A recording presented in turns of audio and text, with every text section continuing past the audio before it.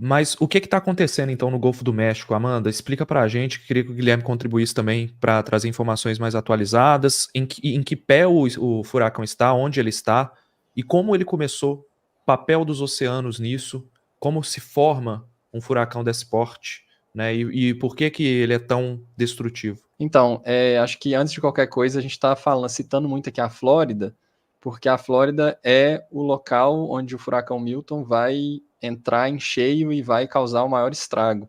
Mas o furacão Milton, ele nasceu, vamos dizer assim, bem próximo do México, no Golfo do México, a leste do México ali, caminhando em direção a leste, em direção à Flórida, e ele já acertou de uma maneira um pouco distante ali, ele não passou exatamente em cima do território mexicano, mas ele passou muito próximo e já causou um estrago considerável na península de Yucatán. Então, tiveram algumas ilhotas, inclusive a costa ali do topo da península de Yucatán sofreu bastante já, mas sofreu o que o pessoal chama de inglês, é um termo que é storm surge, que é quando a água a tempestade cria uma onda, e essa onda entra para dentro do continente e causa muitas enchentes. Então, o México sofreu muitas enchentes por causa disso, assim como essa região que eu estou acompanhando agora e que nós estamos vendo o furacão Milton chegar, sofreu há 2 semanas atrás com enchentes também causadas por outro furacão. Então, acho que esse é um contexto muito importante. Esse furacão está sendo muito mais falado do que outros, porque há 2 semanas passou um furacão muito próximo do local onde ele está agora, neste momento. Então, vou até colocar uma cena aqui, porque eu acho que esse é um contexto muito importante, colocar na tela algumas imagens da região da Flórida que está sendo atingida agora, de 2 semanas atrás. Essas imagens foram feitas 2 semanas atrás, então o mar entra para dentro mesmo e vai ocupando, vai destruindo muita coisa, e essa é a situação de 1 semana atrás. Então as pessoas estavam arrumando ali suas coisas, tentando recuperar a destruição que aconteceu há 15 dias, e agora essas pessoas já evacuaram, já saíram, e essa região aí deve estar provavelmente fantasma, não deve ter ninguém, porque é zona de evacuação obrigatória. Tem algumas cenas aqui, para não me estender muito, que ele filma, esse rapaz aqui, ele faz uma filmagem de drone. Você pode ver carros enterrados, uma situação de muita areia, a areia foi empurrada nessas enchentes com a água do mar, entrou tudo para dentro. Então, é um estrago considerável que agora o furacão Milton chega e faz um estrago em cima de um estrago. Então, por isso que o dano potencial desse furacão ele é tão assim, é o que acredita-se que ele vai ser tão devastador. Então, acho que esse é um contexto importante. Neste momento, especificamente, o furacão a gente consegue acessar por um site aqui, que é o wind.com. Alguém até fez uma pergunta por que o número de velocidade aqui desse site, eu acho que estava se referindo a esse site, não se equipara com o número real. Eu não sei exatamente responder isso, mas hoje mais cedo estava exatamente o número real. Então, eu não sei o porquê, talvez uma questão de atualização de dados. O furacão agora, como a gente consegue ver que em tese, o olho, né, do furacão, eu não sei se ele ainda tem um olho, porque ele vai perdendo força e vai meio que desintegrando, assim, aos poucos. Então, ele está muito próximo da costa da Flórida. O local que eu acabei de mostrar no vídeo é esse lugar aqui que eu tô passando a seta, tá dando pra ver aí? Tá, né? Tá.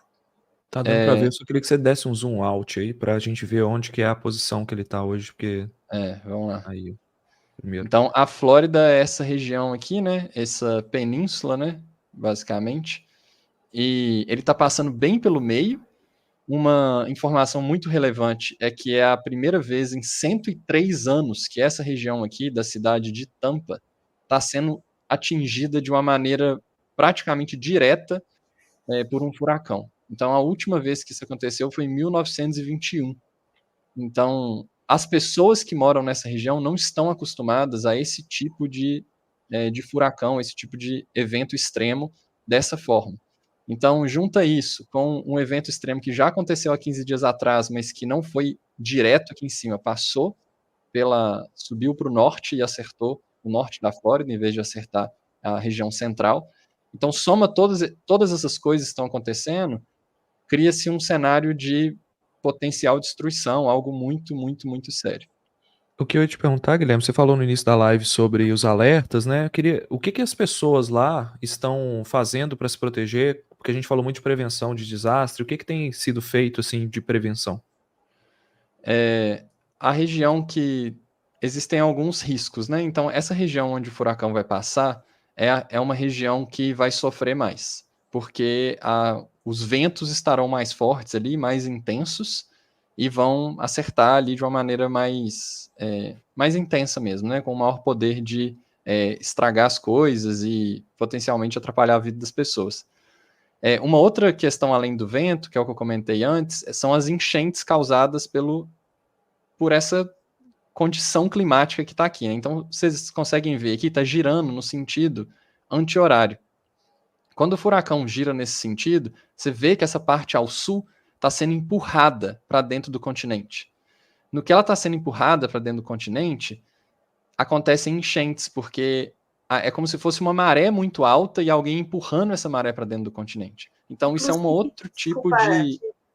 Desculpa te interromper, chama até de maré de tempestade. Maré de tempestade. Maré de tempestade. É isso que é a tradução do Storm Surge que eu estava procurando. Uhum. Exatamente. Então, essa maré de tempestade que acessa aqui, então, essas regiões, especialmente o sul, a região ao sul do furacão, sofre mais, e aí as pessoas têm que se proteger de outra forma. Qual forma que é essa? Dependendo da previsão, as pessoas podem colocar barreiras. Aconteceu agora deve estar acontecendo também, mas no último furacão que passou, teve um hospital na região de Tampa que colocou barreiras e a água chegou, mas não entrou no hospital, pelo menos naquela região ali.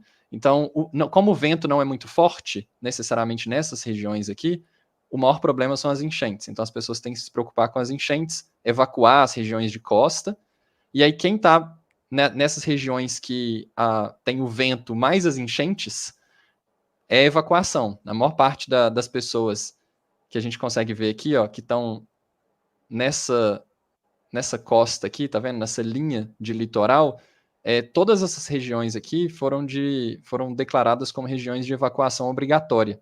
Então, essas pessoas já estão sabendo que elas deveriam sair dessa região há pelo menos 72 horas. Nossa, imagina você abandonar sua casa sem saber se vai estar lá quando você voltar. Eu acho que essa é a pior coisa. Sim. E a título de curiosidade, essa região agora que o Guilherme estava mostrando é chamada de parede do olho, né? Porque você tem o olho do furacão, que é uma região de relativa calmaria, né? Onde você tem os ventos mais fracos, mas aí a parede do olho é onde tem esses ventos mais fortes, além da tempestade, e ali a espiral em si, né, a região mais externa do furacão, é a região onde você tem, então, essas marés de tempestades. Uhum. Então, tudo tem a ver com a morfologia, né, com a anatomia do furacão.